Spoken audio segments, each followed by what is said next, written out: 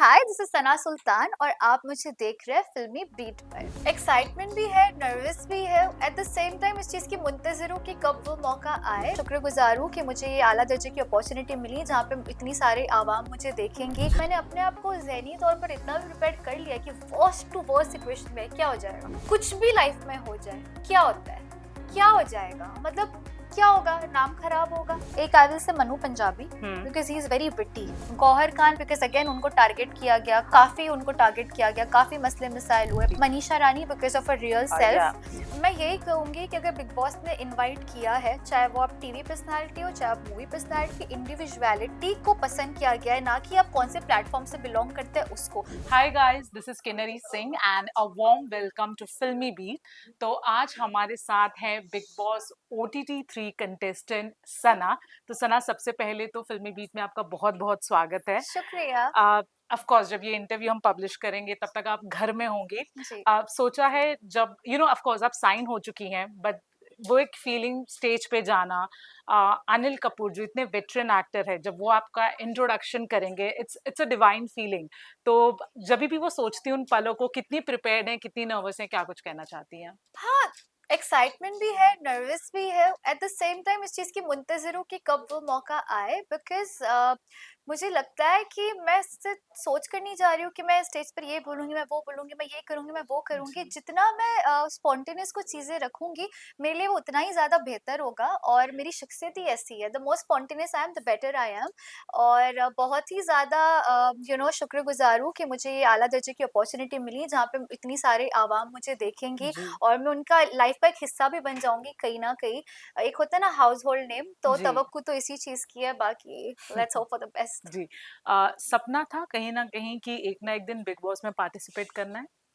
हाँ, मतलब reality show करना था and hmm. What better than a big boss show because I this is something that I always say that I have a real personality. वो majority लोगों ने मेरी देखी है, बट जी। जो रियल सना सुल्तान है वो बहुत कम लोगों को पता है कैसी है। और मुझे लगता है मेरी रियल पर्सनालिटी थोड़ी सी दिलचस्प है, तो ये बनता है कि रियलिटी शो में आए, लोग इसे देखें। अब पसंद ना पसंद करना लाजमी हो, मेरे डेफिनेटली। इख्तियार में नहीं है, वो उनके इख्तियार में। बट डेफिनेटली मैं तो चाह रही थी कि मैं डेफिनेटली एक रियलिटी शो करूँ जहाँ पर मैं अपनी असल शख्सियत है उसको जाहिर कर पाऊँ। Right, right.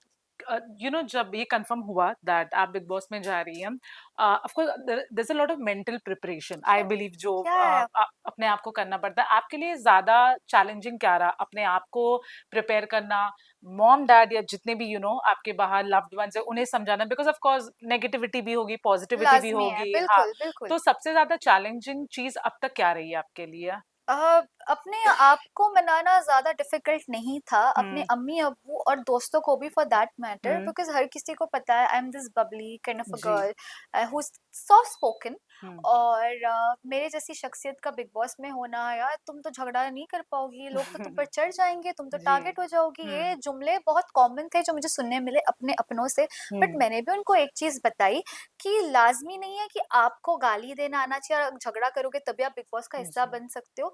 आपकी शख्सियत में ऐसी क्या चीज़ है? अच्छा, आप लॉजिकली सोचेंगे तो ये लोग झगड़ा भी करते हैं, ज़्यादातर गाली भी देते हैं ताकि उन पे तवज्जो आए ऑफ कैमरा कोर्स। का। जी। बट जिसके अंदर टैलेंट है, जो अलग तरीके से कंटेंट दे रहा है, तो उसको चीज़ के डरने की ज़रूरत नहीं है। बाकी हाँ, अब मैं अपनी तरफ से नहीं भी करूँगी, पॉसिबल है कि सामने वाला मुझ पर हम्म। चढ़े या हम्म। एलिगेशंस लगाए, कुछ भी हम्म। करे। उसके लिए I am a girl of opinion, मुझे पता है अपना स्टैंड कैसे लेना है। बिना गालियाँ दिए भी लॉजिक से अगर मुझे अपना स्टैंड लेना है या शायराना अंदाज में लेना है तो मैं लूँगी, मेरा कंटेंट अलग है और मैं उसी जी। पर चलूँगी। जी। मैं जितना आपको यहाँ पे मैंने देखा है, you are a strong person, but at the same time मुझे लगता है आप एकदम सॉफ्ट, ज्यादा हाँ, वो दी है। तो कहीं ना कहीं आपको लगता है, जैसे आप कहते हैं सिचुएशन के हिसाब से वहां लोगों को लाज़मी, बदलना पड़ता है, तो बिल्कुल। आपको ऐसा लगता है कि शायद आपकी पर्सनालिटी का कोई ट्रेड ऐसा आपको उस घर में देखने को मिलेगा जो शायद आप भी वाकिफ नहीं थे, जो बहुत लोगों का हुआ है? या 100% यही तो गेम है। जी। यही तो चैलेंज है कि आप जो हो, अगर आप वो बनने में काबिल हो जाते हो वहाँ पर पूरी तरीके से कि ये सना सुल्तान है और वो थ्रू आउट वैसी रहती है, तो बहुत आला दर्जे की बात है। लेकिन इस तरीके की सिचुएशंस आएँगी, आपने सही बोला, जी। चांसेस है कि मुझे भी ऐसा मेरी शख्सियत का हिस्सा मुझे शायद देखने को मिले जो मैंने नहीं देखा। बट वही गेम है जी। कि मैं अपने जज़्बात पर कितना इख्तियार, कितना काबू रख पाती हूँ। That right. Is the entire game. And still having said that, I will be myself जी। and I am someone who is a girl of strong opinion, और हक बात में मैं पीछे नहीं हटती। जी अगर जी कोई हक बात है तो मैं करूंगी और मैं बोलूंगी, अंदाज अलग होगा, चिल्ला कर नहीं बोलूंगी पर बोलूंगी। जी, जी, जी। मेरा दूसरा सवाल आपसे ये है कि ऑफ कोर्स सिचुएशन बहुत को चीज़ें उस पे डिपेंड करती हैं, बट एज़ एन इंडिविजुअल भी जब हम ऐसे शो में जाते हैं, हम कुछ तो सोच के जाते हैं कि कुछ भी हो जाए, सिचुएशन कितनी भी बुरी हो जाए, मैं ये चीज़ तो नहीं करूँगी। हम्म। फॉर कि किसी के लिए होता है कि वो गाली नहीं देंगे, किसी या को होता है चलो गाली दे दिया बट किसी की फैमिली पे नहीं जाएँगे। हाँ, तो ऐसा कुछ आपके दिमाग में है फिलहाल कि मैं ये तो नहीं करूँगी चाहे कुछ भी हो जाए? दोनों ही, ये दोनों जी। ही, गाली देना और फैमिली पर जाना, आई डोंट थिंक ये अच्छी चीज है। हुँ। किसी के अम्मी अब्बू पे भी जाना सही बात है, एक दफे आप सामने वाले को बोल दो कुछ, बट किसी के माँ बाप पे जाना, ये तो मैं भी बर्दाश्त नहीं कर पाऊंगी यार। जी, कोई माँ बाप पे आ रहा है तो ये तो है, but still having said that मैं गाली नहीं दूंगी। जी। एक चीज जो मैं बाज दफे बोलते हुए आई हूँ कि इंसान के आवाज में नहीं, उसके अल्फाज में दम होना चाहिए। Don't raise your voice, raise your argument, right, right? Right. You want to defeat person, defeat them with logic, not hmm, your voice or by just giving गाली। You are, right. people are gonna buy your truth। अगर आप गाली देके चिल्ला के बोले तो आपको लगता है अब आवाम बहुत समझदार हो चुकी है, अब जी, लोगों को भी दिखता है कि सही क्या है गलत क्या है, जी। अच्छी चीज ये है। सो या राइट, राइट। अब मुझे ये बताइए कि आपने जितना भी बिग बॉस देखा है, जब इनिशियली बिग बॉस शुरू हुआ था एंड आज भी I think it's a very good platform for people जो अपना मुकाम और बहुत ज़्यादा बड़ा बनाना चाहते हैं। बट हाल-फिलहाल में आपने ये भी देखा है कि मेंटली बहुत ज़्यादा अफ़ेक्ट होते हैं लोग, डिप्रेशन में जाते हैं। कई सेलिब्रिटी ने कहा भी है कि अब कहीं न कहीं बिग बॉस लिमिट क्रॉस कर रहे हैं, जो लास्ट आई थिंक सीज़न में मुनावर के साथ हुआ था। उनकी पर्सनल लाइफ को इतना उछाल दिया गया था कि viewers can feel that he is going into a bad phase. तो उस चीज को लेकर आप कितना प्रिपेयर हो और उस पे आपके क्या व्यूज हैं? डू यू थिंक कि बिग बॉस को इतनी भी लिमिट क्रॉस नहीं करनी चाहिए? What do you think on this? यार, इस लिहाज से मेरा कुछ कहना, देखो मैं सिर्फ इतना बोलना चाहूंगी करके, ये है hmm. Show full of controversies. जी। तो अगर आप वहां जा रहे हो ना, you have to be prepare for the worst also. तो ओके। मैंने अपने आप को ज़हनी तौर पर इतना भी प्रिपेयर कर लिया कि वर्स्ट टू वर्स्ट सिचुएशन में क्या हो जाएगा। हम्म। ज्यादा से एक उर्दू कहावत है, कुछ भी लाइफ में हो जाए क्या होता है, क्या हो हम्म। जाएगा, मतलब क्या होगा, नाम खराब होगा। और हम्म। आई थिंक बदनाम भी होते हैं जिनका नाम होता है, जी। खराब करेंगे नाम, ठीक है। अगर आप पब्लिक फिगर हो, चीजें आपके बारे में बोली जाएंगी, लिखी जाएंगी, आपको कंट्रोवर्सीज में खींचा जाएगा, और बीबी जैसे शो का हिस्सा बने तो लाजमी आपको जी। खींचा जाएगा। जी। उस चीज से आप भाग नहीं सकते। अगर आप ये शो करें तो आपको ये जहन में रखना पड़ेगा that all these things are gonna happen, but me as an individual, how hmm. do I react to the situation? Hmm. 50% things is what the situation is. Actually, hmm. I can say 10% what the situation is. 90% is how do I react to it. जी। My reaction plays a very vital role over here. जी। तो मैं कैसे react करूंगी वो मेरे ऊपर है, और वो मेरे इख्तियार में, हम्म। सिचुएशन मेरे इख्तियार में नहीं है। जी। जी। बट मैं रिएक्ट कैसे करूंगी वो मेरे इख्तियार में। तो वो मैं कैसे करूंगी अब वो मेरे ऊपर है कि मैं कितना अपना काम कंपोज्ड रखकर अपने आप को मैं किस तरीके से खेलती हूँ। तो इट जी। Totally whole and soul belongs to me, right. That thing. Right. इंसान जी। बनता भी खुद सॉरी। के दम पर है और बिगड़ता भी खुद के दम पर है, true. Right? True. So it's on me. मैं दूसरों को बाद में उंगली दिखाऊंगी कि ये मेरे साथ उन्होंने ये किया, वो किया, मैंने कैसे रिएक्ट किया, ठीक है अब ये हो गया ना, ऑन जी। दैट। आखिरी कुछ सवाल, ऑफ कोर्स बिग बॉस में हम जाते हैं तो कुछ लव स्टोरीज बनती हैं, कुछ बनती हैं सिर्फ कैमरा के लिए, हाँ, कुछ जेन्युइनली बनती हैं जो हमने खुद देखा है, शादियां भी हुई कुछ जी लोगों की। जी। आप लव को लेके अगर ऐसा कुछ होता है कितना ओपन है आप? क्या वहां पे उस रिश्ते को शुरू करेंगी या फिर आप वेट करेंगी कि शो खत्म हो and then you will decide? मैं सच में कह रही हूँ, मेरा तवज्जो इस चीज पर है ही नहीं कि हम्म। अंदर मुझे कौन मिलेगा, क्या मिलेगा। बट इन केस अगर ऐसा होता है तो आई एम सेइंग। See, हम्म। तो ये तो इनडायरेक्टली आप यही पूछ रहे हैं ना कि सना सुल्तान सिंगल है या कमिटेड नो नो, है। it's fine। मान लो ना, even if you are single and there is a boy जिसके ही हैज फीलिंग्स फॉर यू, आपको भी उनके लिए कुछ फीलिंग्स है, क्या आप वहीं पे अपना रिश्ता शुरू करेंगे या फिर आप ना, रुकेंगे कि शो खत्म हो जाए and then will see? I don't think so कि अभी मैं इसके ऊपर बोलूंगी तो मैं ये कर पाऊंगी, बिकॉज अगर इट्स अ वेरी स्पॉन्टेनियस या थिंग, नो, बिकॉज जज्बात पर किसका इख्तियार होता है जी।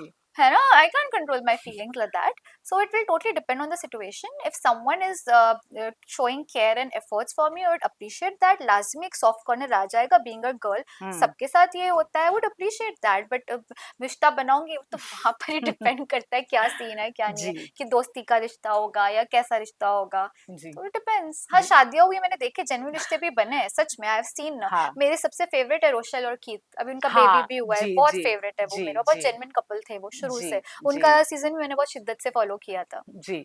अच्छा, आखिरी सवाल ये है कि आपने बिग बॉस जितना भी फ़ॉलो किया है, आपके एडमायरेबल कंटेस्टेंट कौन से रहे? नॉट नेसेसरी वो विनर्स भी रहे हैं, बट ऑफ कोर्स आप कॉपी नहीं करोगे, आपका अपना एक गेम होगा, बट उनकी जर्नी आपको बहुत ज़्यादा पसंद है एंड डू यू थिंक ऐसी होनी चाहिए जर्नी लगभग, कुछ अगर ऐसे नाम हैं तो? थिंक 2-3 नाम तो डेफिनिटली आई थिंक एक I will say Manu Punjabi hmm, because he is very witty. Hmm. I think वो कॉमनर्स वाले उसमें जी, आए थे जी। और वो जीत के गए शो। हुँ, हुँ, उनके साथ हुँ, सेलेब्स भी थे, हुँ, पर वो जीत कर गए। अब हुँ। एक कॉमनर आके सेलिब्रिटीज़ को पीछे छोड़कर विनर का खिताब लेके जा रहा है, वो काफ़ी काबिल-ए-तारीफ़ जी, है।